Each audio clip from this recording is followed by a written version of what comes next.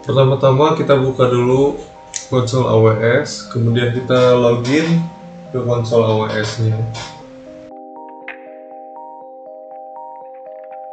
Kemudian setelah berhasil login, pada bagian services kita pilih Elastic Cloud Compute atau biasa disebut EC2. Lalu kita pilih Instances. Lalu kita klik tombol luncurkan instance. Pada kolom search kita cari Ubuntu dan jangan lupa checklist free tier only karena di sini saya menggunakan instance yang gratis. Kemudian di sini saya memilih Ubuntu Server 20.04 LTS. Pada instance type kita pilih free tier eligible ini agar gratis. Di bagian configure instance kita klik next saja. Di bagian add storage juga kita klik next. Kemudian di add tag, yang pertama kita masukkan service untuk key-nya, kemudian value-nya HTTP. Yang kedua kita masukkan OS, kemudian di value-nya Linux. Yang ketiga kita masukkan key-nya distro, value-nya Ubuntu 20.04 LTS. Kemudian di bagian selanjutnya, jika kita belum mempunyai security group, kita pilih create new. Jika di sini saya sudah punya, jadi saya akan memilih existing security group. Saya memilih web server dulu, kemudian next. Di sini bagian reviewnya, klik launch. Nah, jika belum punya, silahkan klik create a new key pair. Di sini saya sudah punya, jadi saya akan menggunakan key pair tugas luas dengan RSA. Klik launch,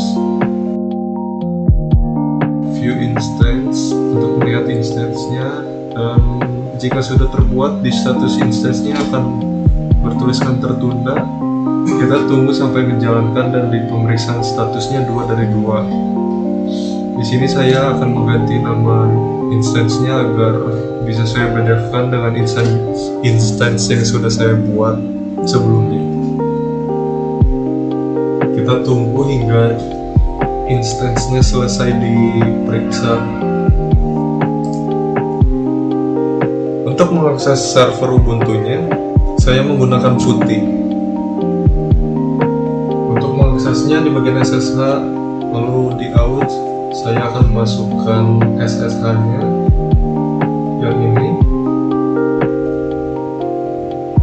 Untuk sebelumnya, jika belum punya, cara membuatnya cukup mudah. Cukup buka PuTTY, kemudian klik load file key pair yang sudah didapatkan dari AWS yang dibuat waktu kita memilih key pair sebelum meluncurkan instance-nya. Nah, yang ini, kemudian klik buka, klik OK saja, lalu pilih save private key, lalu klik iya. Di sini saya sudah memiliki private key-nya, jadi tidak akan saya override.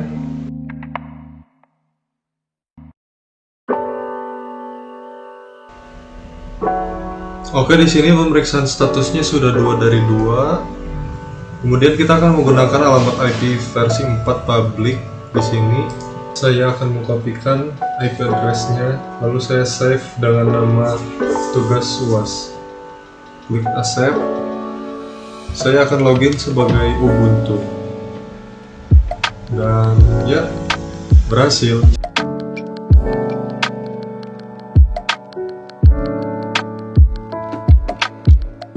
Saya akan mengganti usernya menjadi root. Kemudian saya akan mengganti akses untuk SSH-nya agar saya bisa login sebagai root.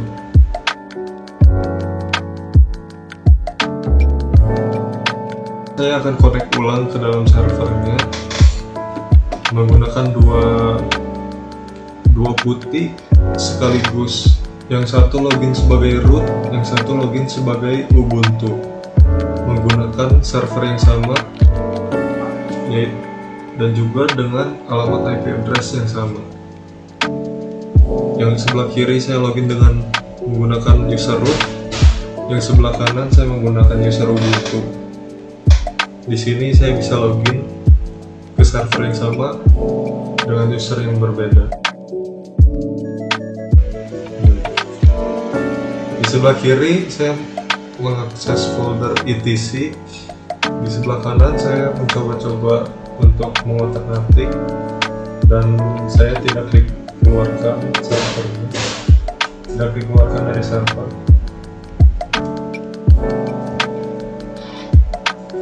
Kurang lebih seperti itu.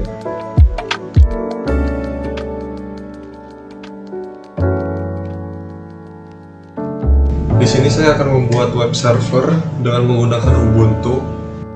Jadi yang pertama saya melakukan sudo apt-get update untuk mendapatkan list-list pembaruan dari server Ubuntu-nya.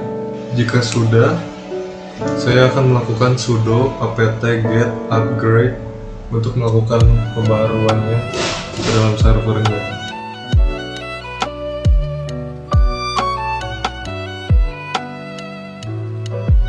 Kemudian setelah selesai, di sini saya akan menginstal Nginx sebagai web servernya, yaitu dengan komen sudo apt-get install Nginx. Jika sudah selesai menginstal Nginx, kita sudah bisa mengecek langsung ke web servernya dengan menembakkan HTTP ke website kita, dan ya, ini dia sudah muncul. Welcome to Nginx dengan alamat IP 317.24.243. Di sini saya sudah membuat web server sebelumnya seperti ini dengan alamat IP 18.116.162 sekian. Di sini saya menggunakan GitLab sebagai source controlnya. Ini akun saya. Di sini saya akan mempraktekkan bagaimana cara mendeploy project yang sudah saya buat, seperti website yang sudah saya buat tadi. Yang pertama kita masuk ke directory var/www, kemudian kita install git. Jika sudah, kita sudah bisa melakukan git clone, yaitu project saya yang akan di-clone ke dalam server ini. Di sini terjadi permission denied, cukup menjalankan komen sudo chmod 777, kemudian foldernya atau filenya, agar kita bisa mengakses foldernya. Kemudian kita dapat melakukan git clone.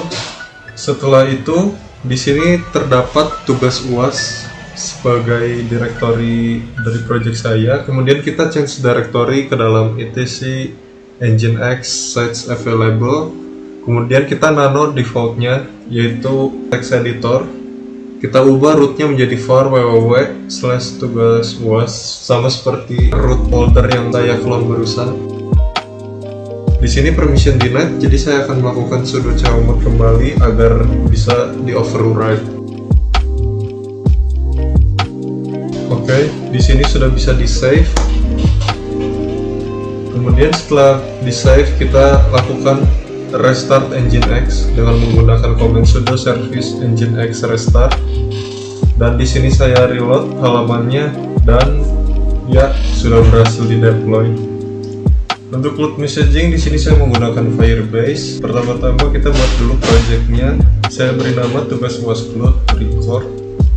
Kemudian klik continue, biarkan saja, langsung klik continue. Kemudian pilih default account, create project. Tunggu sebentar. Jika sudah selesai, tampilannya akan seperti ini. Klik continue, maka akan dialihkan ke dalam Firebase console. Kemudian kita pilih bagian authentication.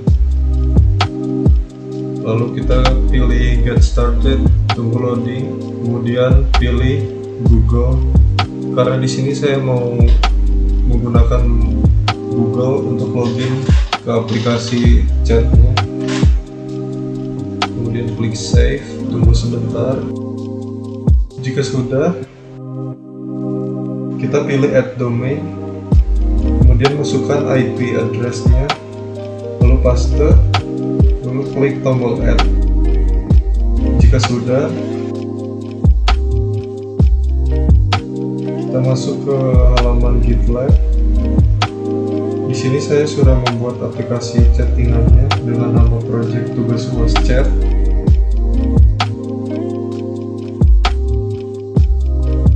Kemudian di bagian Firestore database, kita buat dulu databasenya dalam mode test mode. Kemudian kemudian klik next. Di sini saya akan menggunakan Asia Southeast 2, kemudian pilih enable, tunggu sebentar.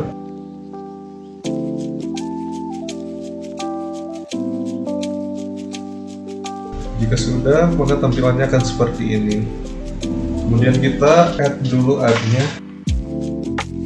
Di sini aplikasinya berbasis web, jadi saya akan menambahkan web ad. Saya akan beri nama tugas UAS Cloud Report. Klik register ad. Jika sudah, Firebase akan memberikan software development kit-nya untuk mengintegrasikan antara software dengan Firebase-nya. Di sini saya tinggal kopas API key, auth domain, dan lain-lainnya untuk Firebase config-nya. Di sini saya sudah ada API sebelumnya yang sudah pernah saya buat. Jadi di sini hanya untuk keperluan record.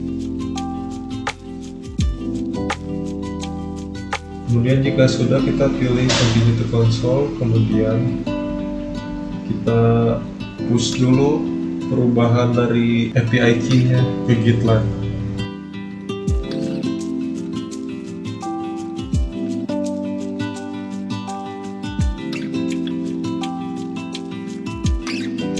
Dan selesai. Di sini saya akan clone project-nya ke dalam server Ubuntu-nya. Dan ya, di sini saya melakukan git clone. Saya masuk ke dalam directory project-nya, dan di sini project saya itu menggunakan Vue. Jadi saya mau menginstal dulu Node.js dan npm-nya untuk build aplikasinya. Akan saya skip proses instalasinya.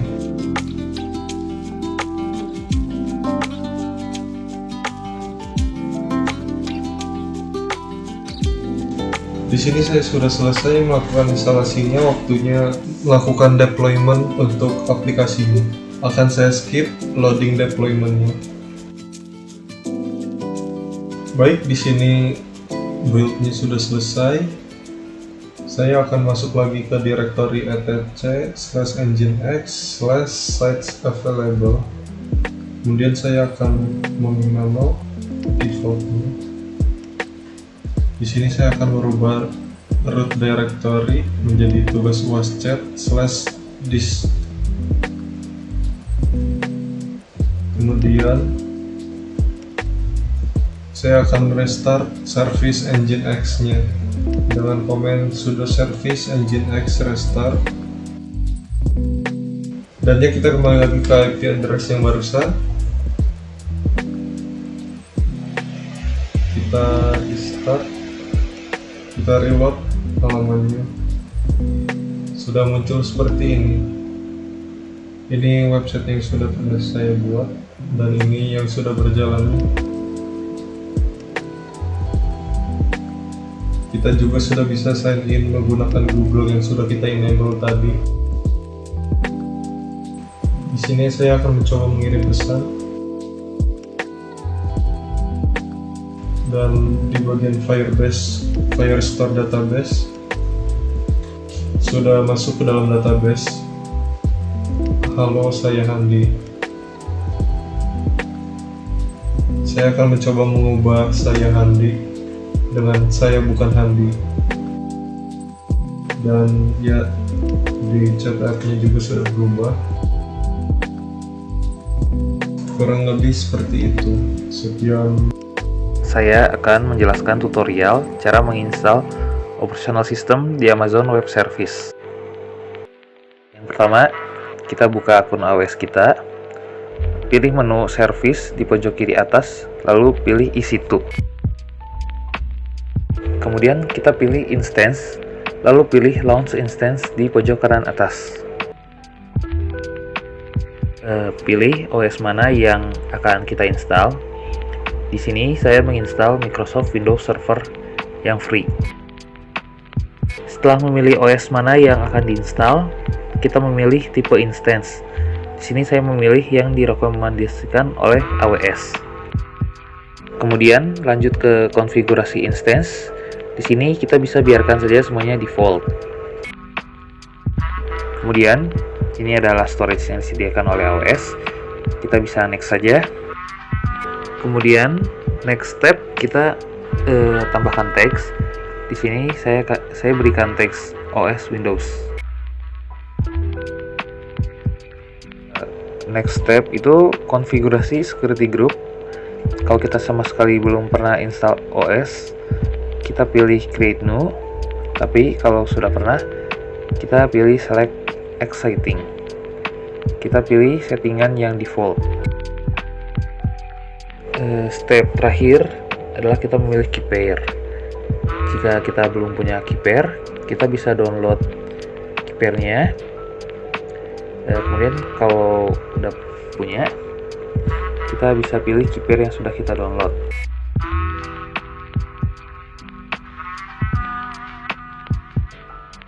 Kemudian OS sudah bisa dijalankan. Sekarang saya akan menjelaskan masuk ke Windows 1. Pertama kita copy dulu ininya. Setelah itu kita masuk ke remote desktop. Nah, setelah itu kita connect saja. Nah, setelah itu kita pilih more choice, kita masuk ke use a different account. Setelah itu kita masukin saja user 1, masukin password kita. Nah, setelah itu kita pencet OK saja. Setelah itu kita tunggu beberapa saat dan kita mulai masuk. Nah, ini adalah tampilan dari Windows. Di sini saya akan membuat user di Windows. Terus kita klik Windows, sudah itu pilih user, klik kanan user, terus new user, baru kita akan buat si user